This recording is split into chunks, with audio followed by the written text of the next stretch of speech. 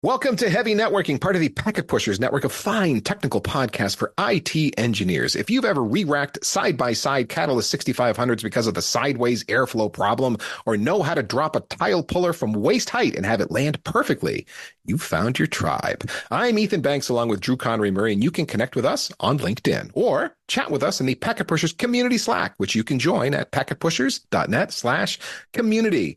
This week, Russ White is back again to continue our earlier conversation from a couple of weeks ago or so. And this week, we're going to get his thoughts and opinions on even more topics pulled from the grab bag. Welcome back, Russ.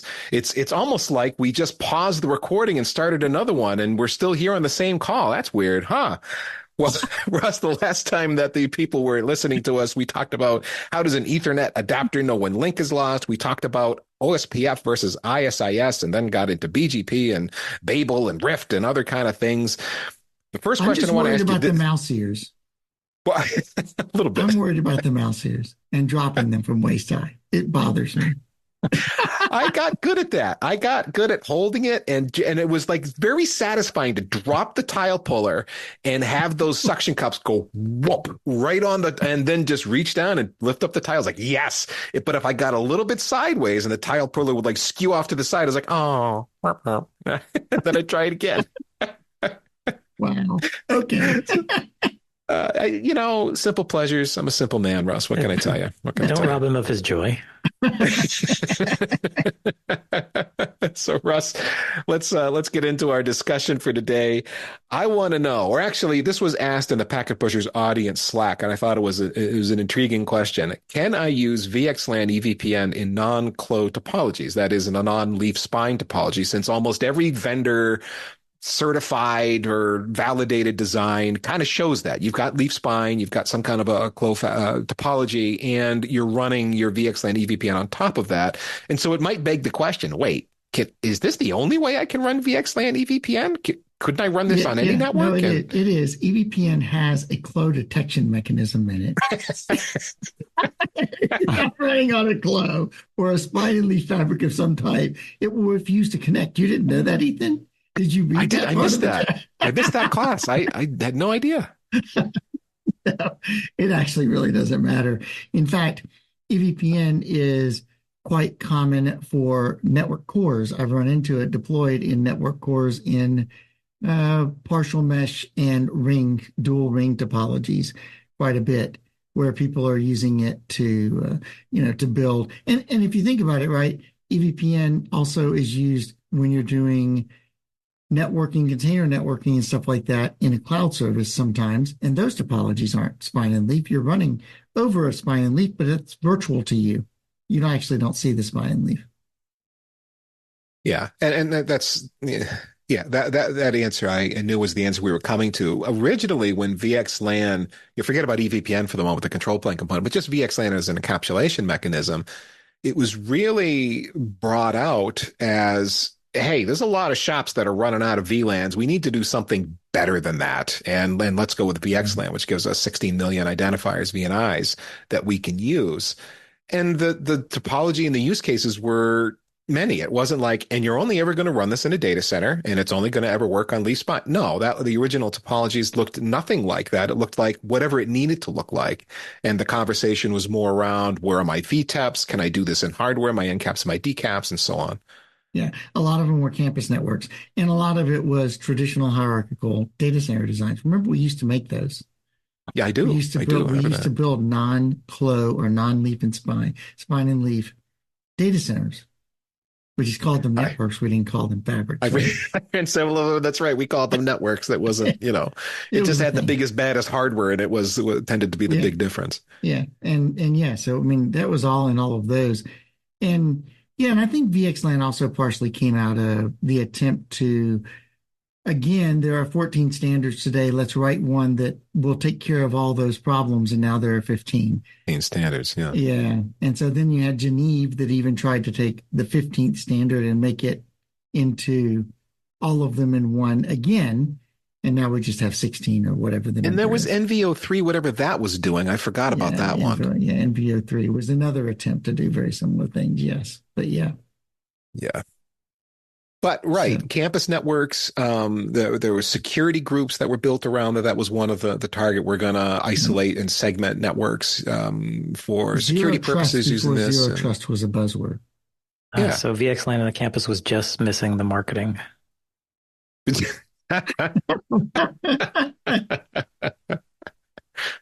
I don't know. A lot of people deployed it on campuses to build security groups to break off lateral movement when Mhm. somebody would jump into a into the HR network and they didn't want them in the whatever other network or the sales network. They didn't want them in the HR network. They would separate those network outs just like they did with VXLAN or just with standard VLANs only. You're saying this like it was the past. Does that mean it's fallen out of favor for use on the campus? I I've not seen it in a while, but how many people build campus networks now? They're still out there. Well, I mean, I think it's a different animal because you do see VXLAN. Sometimes it's rolled in or baked into a vendor's solution. They've got some Mhm. vertically integrated stack that's got firewall switches, routers, Wi-Fi, and so on, and they could be using VXLAN as a separator in there. VMware NSX. Doesn't it use VXLAN now to do all of its magic under the covers and EVPN type stuff? It's been too long since I looked at that. I know it I could thought use NX does VXLAN. now. It could do VXLAN to VLAN mapping. It also used Geneve, I thought, was part Yeah, of that it too could for use back in the Genie. early I don't days know. when it was Nicira. But I'm Yeah. digging way back in the memory crates. So, Yeah. I think right now they run FR routing, in which case it would be EVPN and VXLAN because FR hmm. routing doesn't support Geneve as far as I know. But VXLAN isn't the only way to do this stuff. I mean, No, there's no, MACsec, there's security group tagging, there's IP and IP, there's Lisp segment does a routing bunch of weird now. things. Yeah, there's segment routing now, which kind of is a blend between MPLS and VXLAN. Maybe if you want to think about it that way, you could actually do a lot of this with segment routing now. Just treat it as a tunnel mechanism instead of as a way to do. I mean, it's just SR segment routing IPv6 SR just really is IP and IP with some added cream on top. So you could actually like just treat it as IP and IP tunneling and not use all Hmm. the service chaining and everything else with it and get the same result in many ways. Um, Except, well, you wouldn't get the layer two necessarily. But stretching layer two segments is evil anyways. You stop doing that. So do you feel like, from my perspective, it feels like the Clo topology and VXLAN EVPN, as Ethan mentioned, it's pretty much all in the vendor validated designs. Do you feel like that is a good thing? Because one of the critiques we hear about, particularly enterprise networking, is it shouldn't be a snowflake. It should be pretty much stamp out a design that's been tested and tried and true and just run that network. Yeah, I think that's a pretty standard thing now. I kind of take issue a little bit with the snowflake thing at this point in my career. It's just a thing. Like I understand the snow not having snowflakes at my modular level and stuff like that. And Mhm. maybe in a smaller network, say 80% of your network shouldn't be snowflakes. They should just use the same stuff. Mhm. But there's always going to be a 20% that's going to be Sure. like, no, I can really get advantage, some specific advantage by doing this, right? There's some specific technical advantage. Like I've worked on high-speed trading networks. They're all snowflakes. I mean, Mhm. Mhm. Hmm. that's just the nature of the beast. They're snowflakes. Yeah. Yeah, I mean And those kind of networks though, they're trying to eke out any little advantage that they can. And so, right, I'm not exactly, surprised. They could be yeah, fighting for microseconds. exactly. Yes, that's exactly right. So you just have to evaluate your what you're trying to do. Like I worked on a network where we went to the application developers and said, what if we could give you fixed delay and fixed jitter across the fabric? What would that do to the applications that are running on the network? And they went off in a brainstorm meeting, came back and said, we could double our business or we could do whatever. And we were like, okay, well, then we'll do that for you. Right. If you can give us a Mhm. business case, then we'll do it. And then it becomes a snowflake because it's not built like it is Yeah. built like a lot of other networks, but it's built with different oversubscription rates and you have very specific things that you have to maintain and convergence speeds, stuff like that, that are different than a lot of other networks. You're talking about networks where the network is the product or the network is fundamental to the product that the business is offering, where you Mm. may need to put Chrome tailpipes on it and, spoof it up a bit. Yeah, that's Spiff it one way up. of There we go. looking at it. I mean, I guess it depends, right? So I used to work for a chemical company, and the VP of IT once said to me, "We don't, Dr. Schmidt," which is very, very common in Germany, by the way. It sounds very like, ooh, Dr. Schmidt, but really it's like our equivalent of Smith. Like everybody was Schmidt.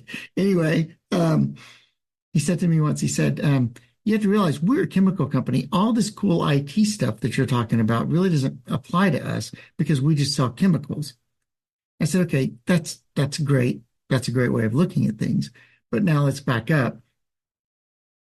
How do you know how many gallons of each chemical to make every day? And he said, well, we have records of what's been purchased in the past, and we have variability based on time of year, seasonal, and all that. We do all this adjustment to it. And I said, okay, so how do you know who to cold call to sell chemicals to that you're not selling to right now? Well, we do sourcing from chemical shows and car shows and automotive manufacturing and all this other stuff. And I'm like, okay, well, how do you know when one of your accounts is in trouble and you need to have a salesman go call on them? And he said, well, we have records of how much they bought in the past and how much they're buying right now. I said, so everything you've described to me is information. It's all data. So you can tell me all day long that that we sell chemicals. The reality is we're a data company. We know how to do chemicals because of the data, not because of the chemicals. You can be the best expert in the world at mixing a new chemical, makes no difference unless you have data to back it up to do the sales and figure out what's going on. I don't care about your chemicals. So in some sense, I think every company is a data company. We're just Yes. not creative enough as IT people to step in and say, like we did at this one company I was working at, and say, if I gave you X, would that transform the business? Hmm. We don't think in those terms. We wait until the business people come to us and say, we want blah blah blah blah blah, and then we find the quickest shortcut way we can do it with the least amount of work, and we just go do it, right? And Or the we least don't amount of budget to work with or whatever the constraints are. Yeah. exactly, yeah, exactly. And so we don't really think of IT as a strategic asset. It's or and so we tend to fall into that. It's a kind of a catch 22. It kind of, we build that and they think that of us and we think that of ourselves. And therefore we never present anything unique or different. Therefore they think that, it's like this unvirtuous cycle or whatever you might call it, this horrible cycle or whatever. And I think sometimes if we just stepped out of our little pond and said, no, no, no, no, no, I can actually offer you something unique here. I always think of the first person who must have thought of UPS building their own trucks. This is back in the 60s or 50s or whatever it is they did this. Uh-huh. And I'm sure a lot of people were like, you are crazy. Like GM and Ford and whoever, they all make trucks, right? Hmm. Who cares? It's a truck. Put stuff in the back of it and you deliver it. And yet, even the shape of the truck turned into Hmm. a business advantage for them in the long run. Something as simple as that. Because somebody was creative enough to go do that, to say we can do this. So Yeah, there's, I saw Amazon's truck. I mean, Rivian's building them for Amazon, but there's so much that went into that specific delivery vehicle, yeah, down to height of seat and how the door opens and sundry yeah, things that make it more efficient, yeah. etc. Why do we have Well, that was a push button long way, store? Russ. That was a I know. long way to answer. Can we use VXLAN, EVPN, and non-quote topologies? Sorry. Don't get me started on process versus No, I'm going to get you architecture. started on something else. I want to talk data models for networking, Okay. networking data models for use in automation. So this is kind of a multi-part thing here because I've been following along with what the Network Automation Forum is doing and some of the conversations that are happening with those folks. So I could ask a bit of a loaded question and say what went wrong with Yang, if anything, which maybe that begs the kind of begs the answer. I'm leading the witness. What about OpenConfig and what's going on there? Rob Shakir did a keynote at a recent NANOG and talked at length about 10 years of OpenConfig and how it's gone. That got a lot of pushback from a lot of people. And then why are engineers deploying automation? And when they're deploying automation, but they're creating their own data models rather than using a Yang model or an OpenConfig model or something like that. Do you have some perspective on this, Russ? Yeah, so I think that Yang is well intentioned and is a great idea. I worry about the on the wire efficiency. I worry about the processing efficiency a lot as I work on stuff that's Yang oriented. If our routing is trying to become a pure Yang, like totally everything is Yang modeled. But of course, we're going to have our own model. We're not using OpenConfig and we're not using the IETF model. It's a blend of all of those things. And that's part of the problem, is that your data model is somewhat dependent on your implementation. And there's no way to get around that. That's just a fact of life. And so everybody is Are we back to translating. Snowflakes? Yeah, to some degree. Yeah. It's unfortunate, but that's kind of the way it is. And you can look at the spec like the IETF does and says, well, BGP should have a route table in and a route table out. And it should have, this, that, and the other, and build a Yang model about it. And yet no BGP implementation that I know of has all those tables. It's all virtual stuff that's done in the middle, and nobody actually implements it that way. Mm-hmm. And the same thing is true of OSPF or IS to IS. If you implement it based on the spec on the draft, you're going to have a naive implementation. If you just read the implementation, it's going to be a slow, clunky, not very efficient implementation. You've got to go beyond the draft and think about what is the intent of the draft rather than what is the letter of the draft. And when you do that, all of a sudden your modeling becomes problematic. That's just the reality of models. Because the model doesn't have the fields you need for your implementation, that kind of thing, or that kind of thing, and because things are done differently. I mean, imagine trying to build a single data model for motorcycles and cars. So a motorcycle or a car, lots and lots and lots of parts, lots and lots of different systems that are bolted onto a frame that all need to work together. A lot of complexity there. Yeah. I mean, and theoretically, you could say, I have a brake system for both of them. Yeah, you do. You have a brake actuator for both of them. But they're actually different, and they need to measure different things, right? There's different measurement ranges in those things to make them work. Stress on the tires is going to be different. Motorcycles, I guess they have axles, but if they do, they're like little bitty short things. They're just connectors. They're not full length axles with a suspension system or any sort of a gearing in the middle of the axle a differential that allows the speeds to run at different. Like there's differences. And yeah, you can get to some basic level, you can make the model the same. But if you try to make a model that covers both, it's going to end up being a Frankenstein. And it's really hard to figure out how to do that. And so every implementation of BGP is a little bit different. But some of the arguments that go on in the IETF, for instance, are because one vendor and one customer or set of customers will propose that we do something a certain way. Then another vendor will step in and say, yeah, but the way we've implemented our BGP tables, we can't search them that way. That spec isn't going to work for us. It's going to kill our performance. So you got to go back and change the standard to make it work for all the vendors. It's going to be the same thing with these models. Like, how do you make it work for everybody? It's not always that easy. So go ahead.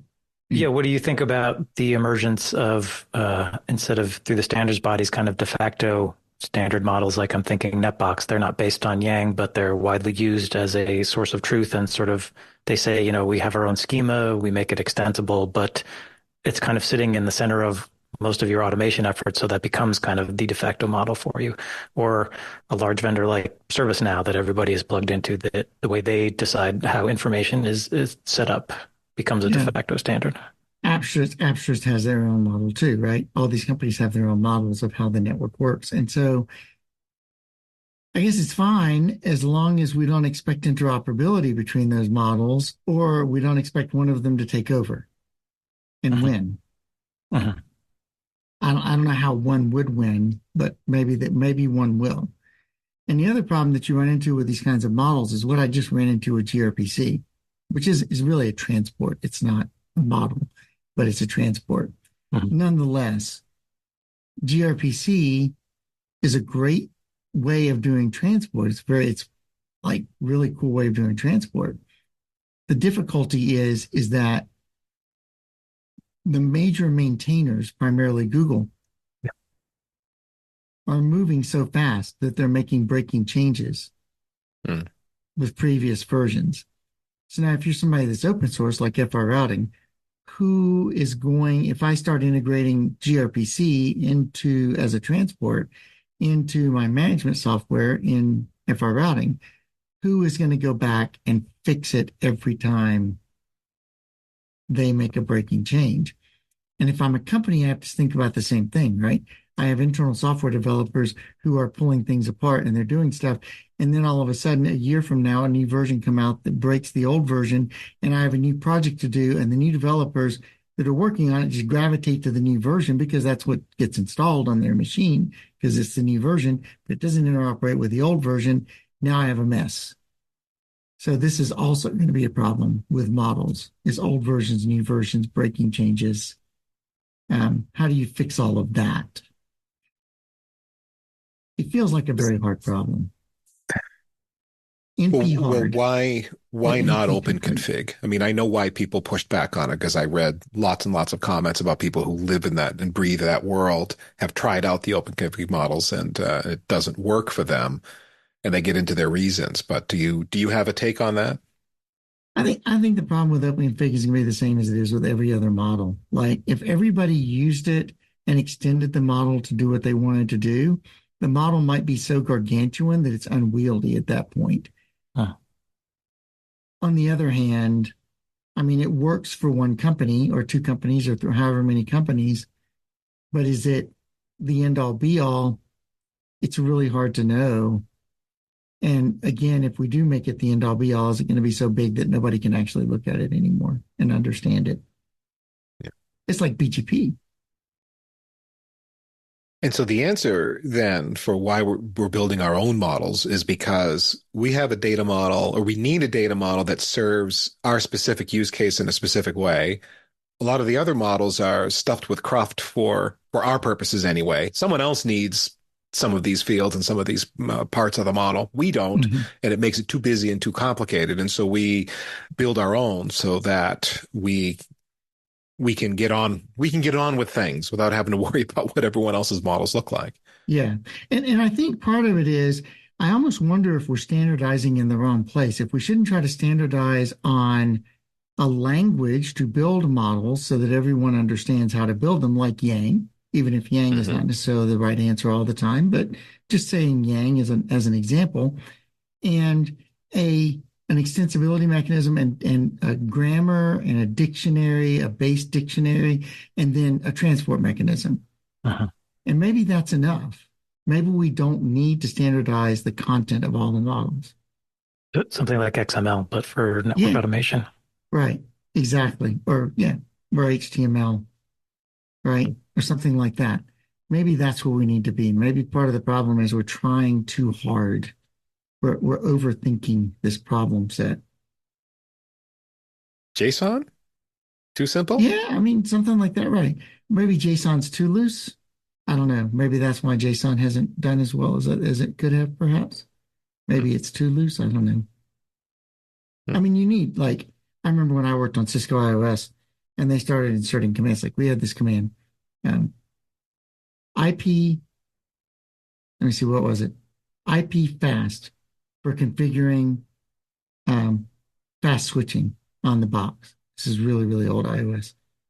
Then when Cisco Express Forwarding came out, they made it Ceph IP. And Yeah, they I said, remember well, that. you know, it might be that other protocols use Ceph.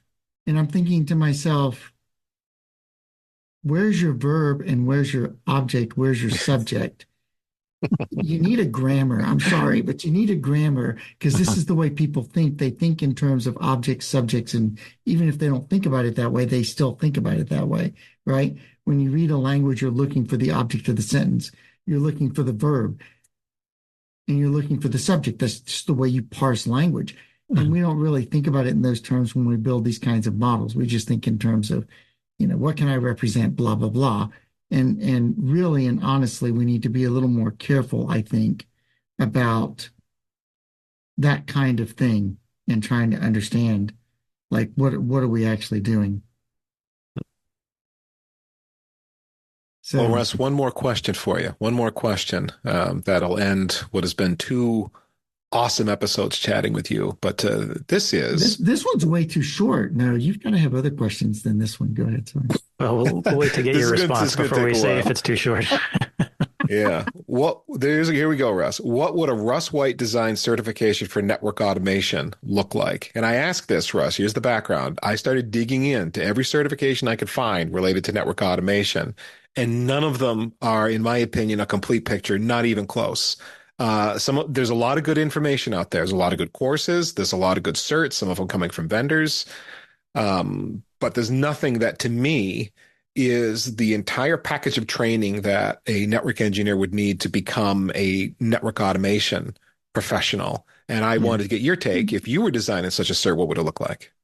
Do we do we know what the domain of knowledge would actually be at this point? Do we think we're in far enough to know what that domain of knowledge looks like? Could I we think we're build a close. blueprint? Okay.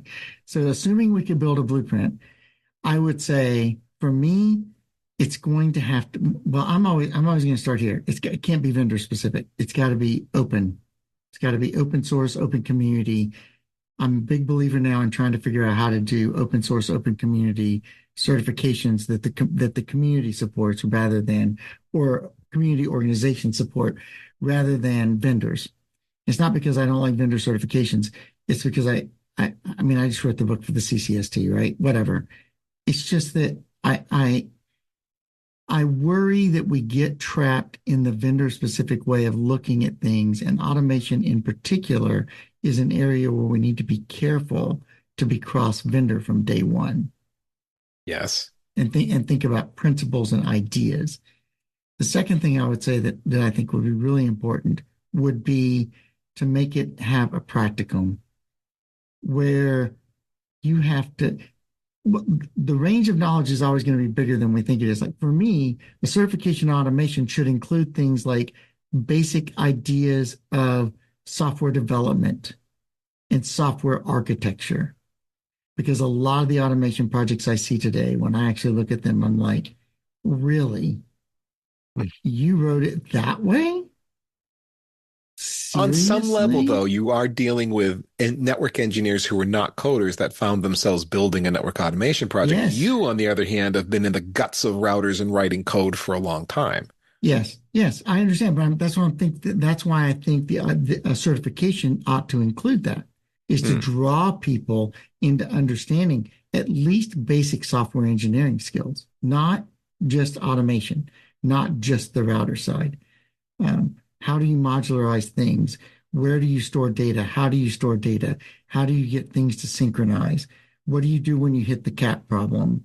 Those types of things because you're storing data and even more, not even more. Another thing I would include would be some thoughts around privacy. We don't think about automation and logging as having anything to do with privacy, but it kind of does.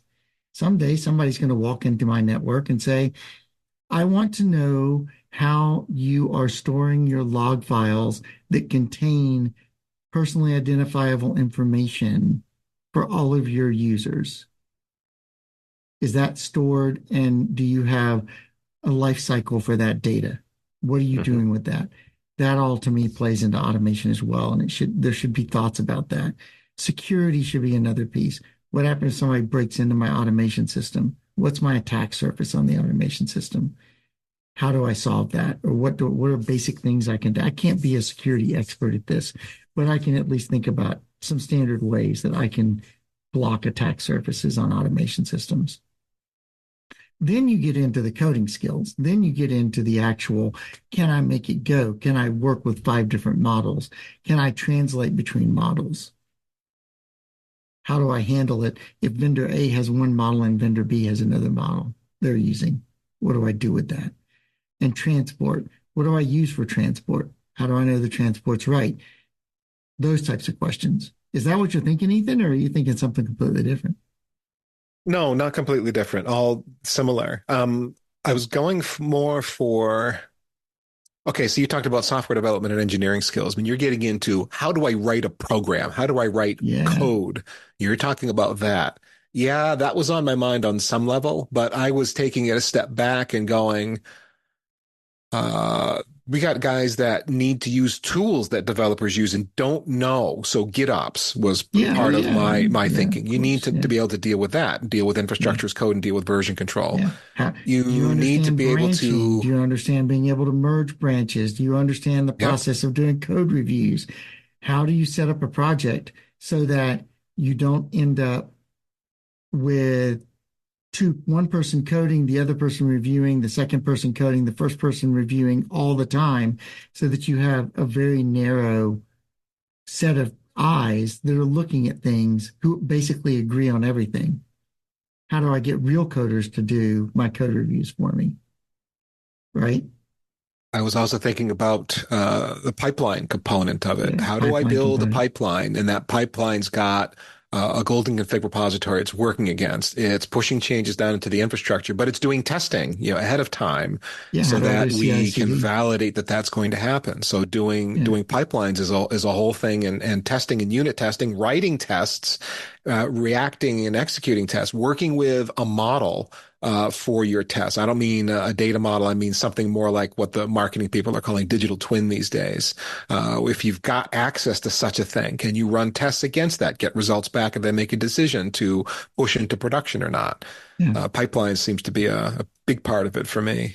yeah. Life cycle. Yeah, life cycle. The whole, and how many generations do I allow to be out there in my network? Well, no, what do you mean by that? As far as, like version one, but now we've released version 1.2 of this particular Yes, thing. So how yes. long How does version many? one stay? Yes, and how do I end up with 5 different versions at once, or do I have the self-discipline to keep it to two?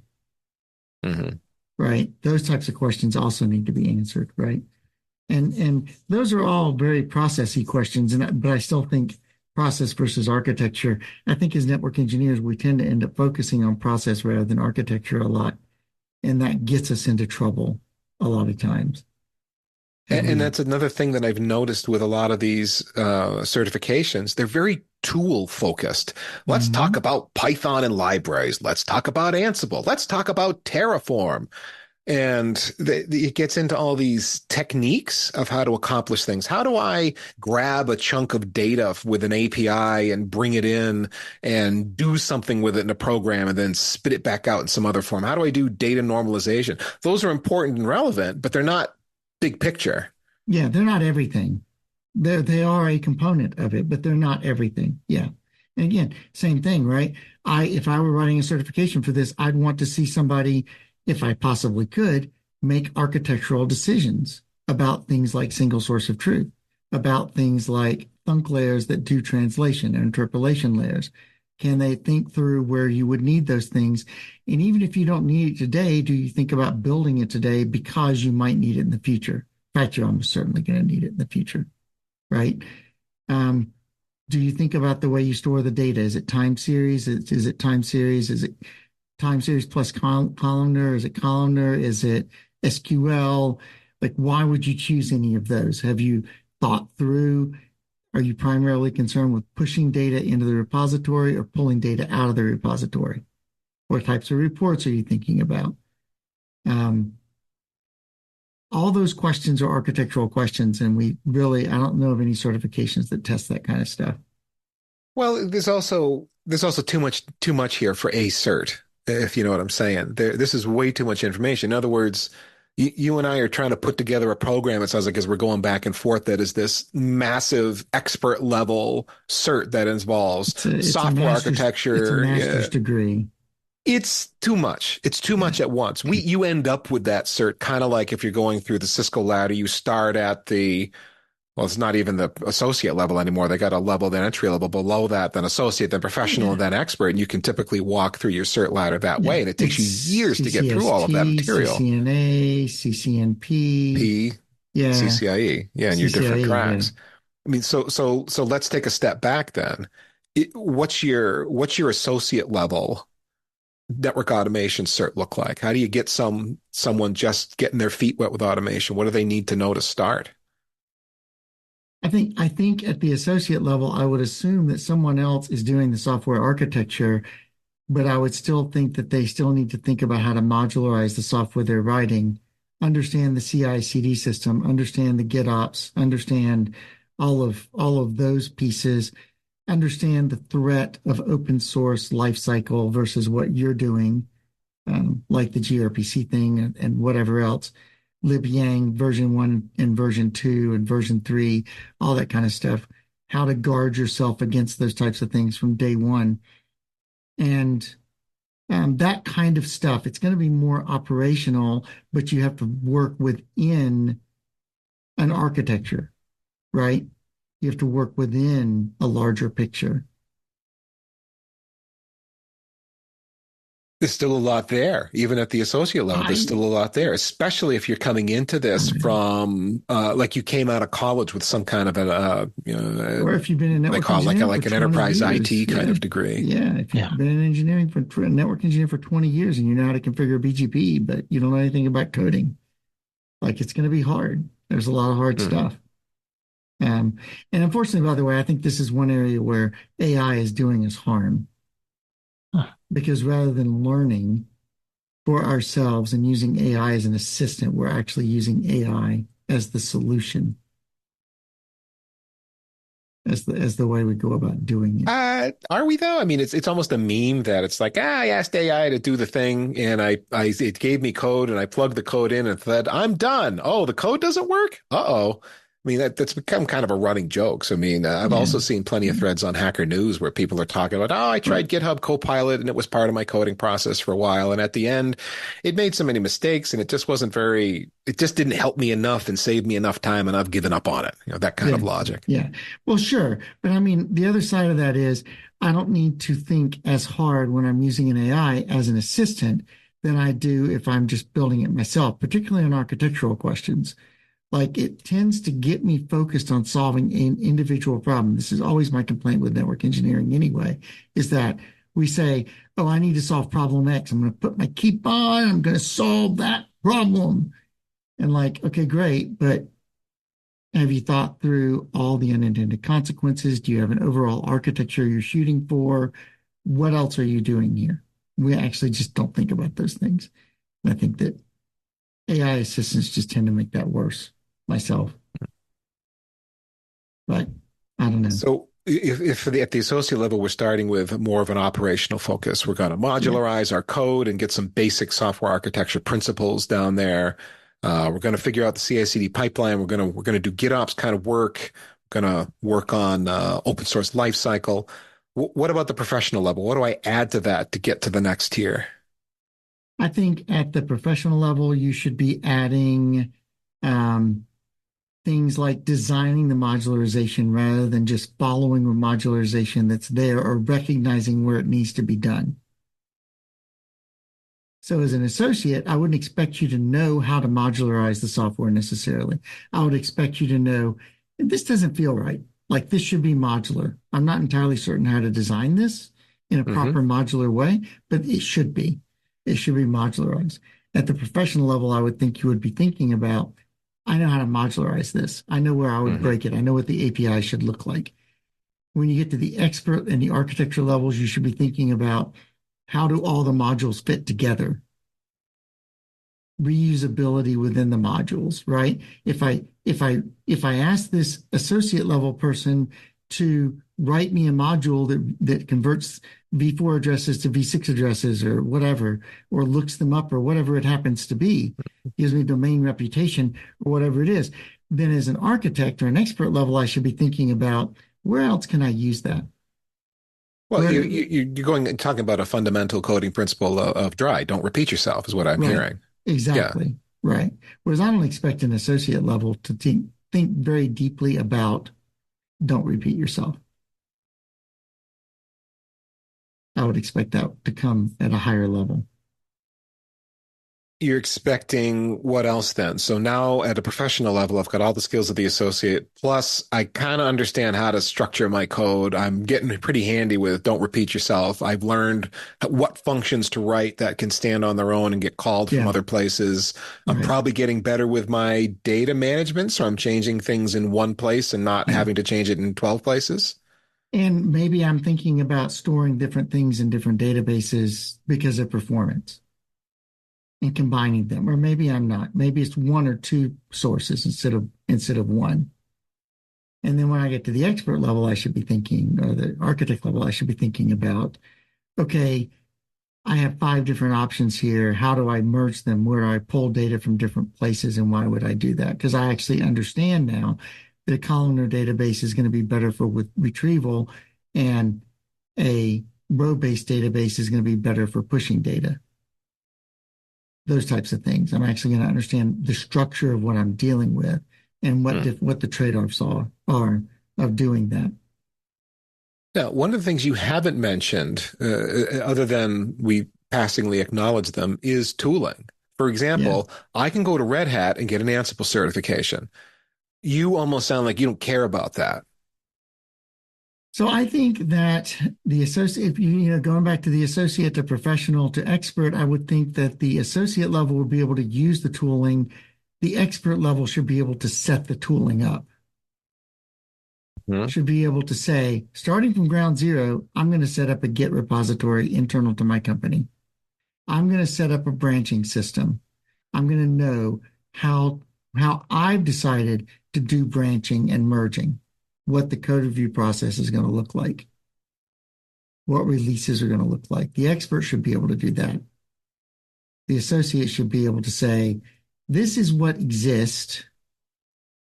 I'm going to work within that. And I understand the importance of it, but I'm not the person who can design it. Now, there's another interesting aspect of what you've been talking about, Russ, which is you're describing network automation as a system, a collaborative system that everyone's using together in the IT shop. It's Mhm. not, I want to know how to write a Python script to make configuring this one thing go faster. It's building a network automation system that is a platform that you will use to configure your Mhm. network, to bring services to life within your network Yeah. and follow an actually a life cycle. It's also going to be collaborative so that you can make a change. And as you said, as you branch or whatever your strategy ends up being, you will have someone review that change. And then that change is going to get pulled into a pipeline and Mhm. pushed into production that way.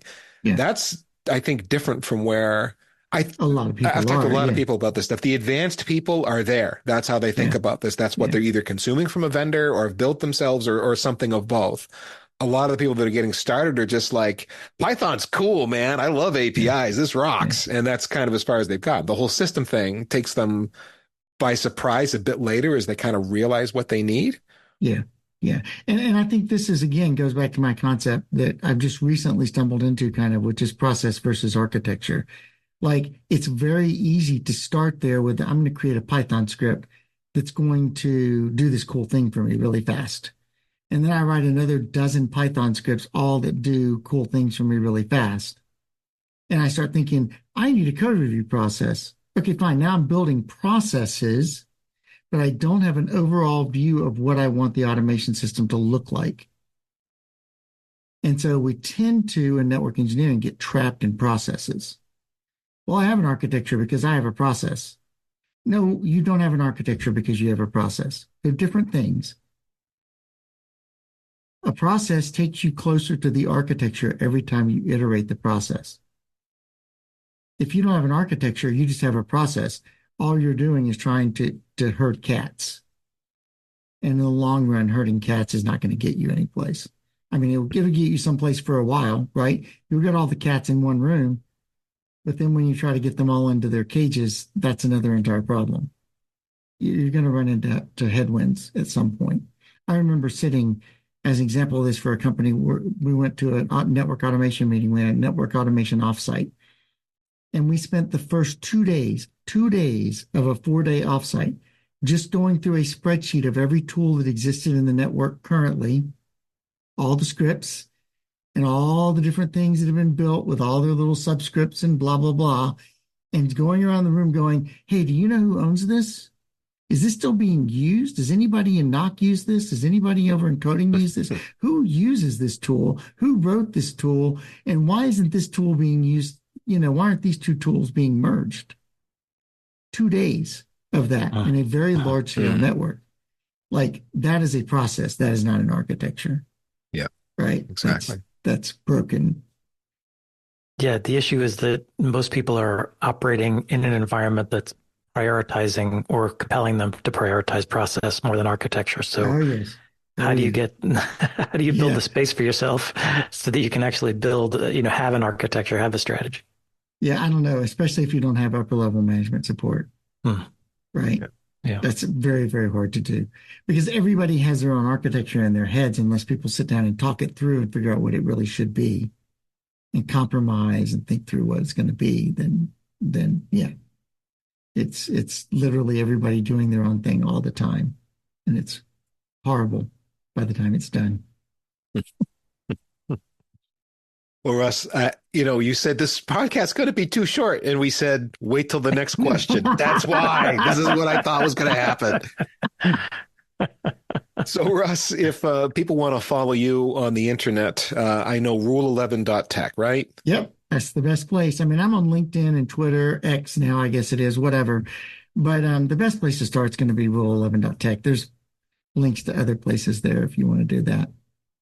Now, you've told me in the back, Jenny, you're kind of working on a new, like a training project, something like that. Is there anything you can tell us about that? Give us a hint.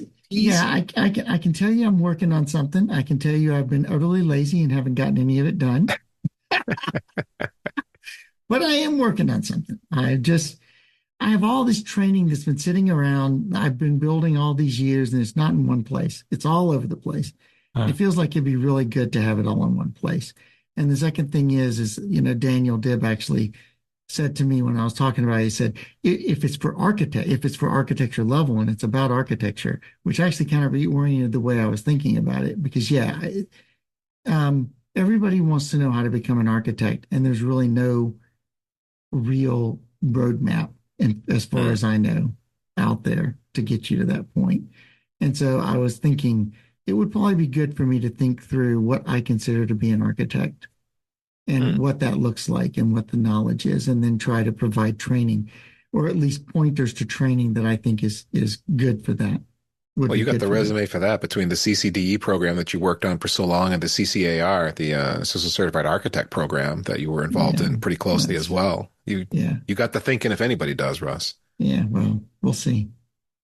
Okay, rule11.tech. Keep your eye on that. Subscribe to the blog of Russ, and he'll let us all know when the new training is coming to life. Whatever it ends up being, I can see the wheels turning, Russ. It's all forming.